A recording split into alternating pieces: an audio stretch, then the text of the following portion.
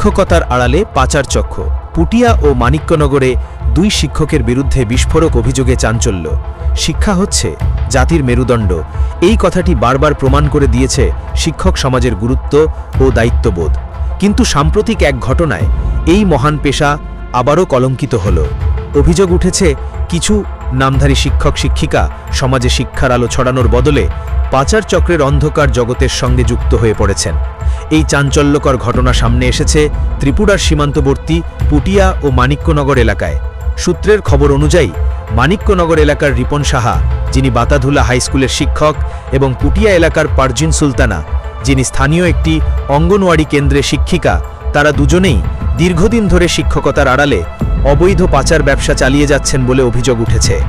স্থানীয় সূত্রে জানা যায়, এই দুই শিক্ষক শিক্ষিকা সীমান্ত এলাকায় একটি শক্তিশালী পাচার নেটওয়ার্ক গড়ে তুলেছেন।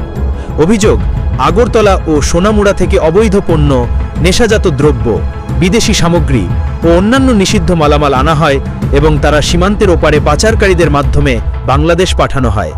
এই অবৈধ ব্যবসায় কোটি টাকার মালিক রিপন ও পারভিন।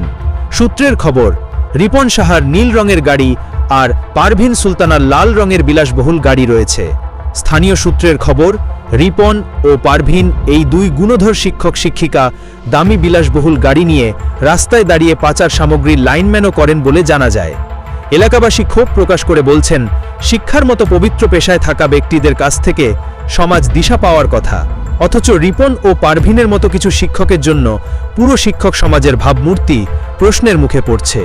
অনেকে আশঙ্কা করছেন, এই ধরনের অন্ধকার নেটওয়ার্ক তরুণ প্রজন্মের চিন্তাভাবনা ও নৈতিক শিক্ষায় ভয়ঙ্কর প্রভাব ফেলছে।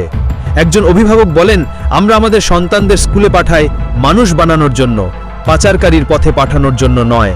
যদি শিক্ষকই অপরাধী হয়, তবে সমাজ কোথায় দাঁড়াবে? স্থানীয় প্রশাসন সূত্রে জানা গেছে, অভিযোগের ভিত্তিতে গোয়েন্দা বিভাগ ইতিমধ্যেই তথ্য সংগ্রহ শুরু করেছে। পাচার চক্রের সঙ্গে এই দুই শিক্ষকের যোগসূত্র খতিয়ে দেখা হচ্ছে।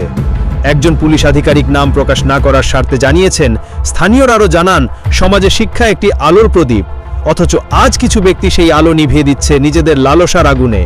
পুটিয়া ও মানিক্যনগরের ঘটনাটি প্রমাণ করছে, পেশার মর্যাদা যদি সততার সঙ্গে না থাকে, তবে তা সমাজের মেরুদণ্ড নয়, বরং সমাজের অভিশাপ হয়ে ওঠে।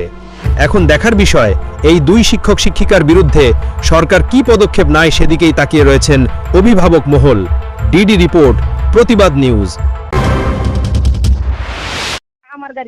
আমার গাড়ি বড় না, আমার গাড়ি তো দৌড়াইতে আড়াইলা দিয়ে ঘুরে নিয়ে আমার গাড়ি বাচ্চা বিএসএফ গাড়ি ভাইসিয়া গেছে। এরপরে দিয়ে আমি তোমার আমি মাল ধরে নিয়ে আসলাম নি, তোমার আমি মালটা কটা ধরে নিয়ে আসলাম 9:30। এবার আমি তোমার ফোন করে কিতা কইছি যে আমার গাড়ি এমনি এমনি দৌড়াইছে, আমি রাস্তার মাল দিয়ে আসতাম না। এবারে এই কথা